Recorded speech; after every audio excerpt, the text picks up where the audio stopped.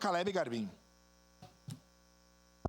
Presidente, só fazendo uma correção do colega Iago, o deputado federal Jair Messias Bolsonaro, na época, era do Progressistas, colega Iago.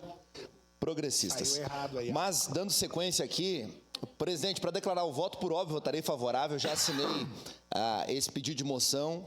Votaremos favorável, com certeza, porque é o que eu disse anteriormente na fala, a verdade precisa ser apurada. Doa quem doer, se tiver que investigar, Chico, Francisco, pouco importa.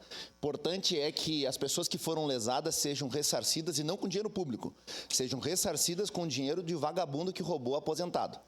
Quem roubou aposentado tem que ser culpado, tem que ser penhorado, tem que pegar aí imóveis e encher de penhora, encher de arresto.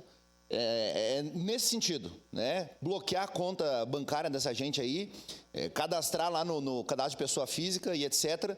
E que eles venham ressarcir as pessoas, não dinheiro público, porque é muito fácil, né? A meia dúzia de quadrilheiro faz o esquema, aí resolve roubar todo mundo e aí a gente tem que pagar a conta de maneira dobrada.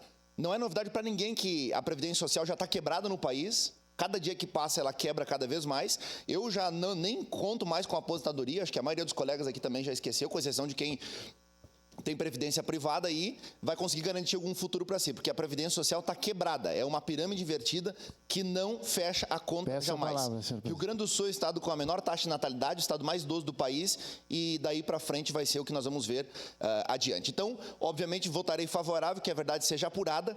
E mais um adendo importante, já que está todo mundo aqui divagando no tema, vou divagar um pouquinho.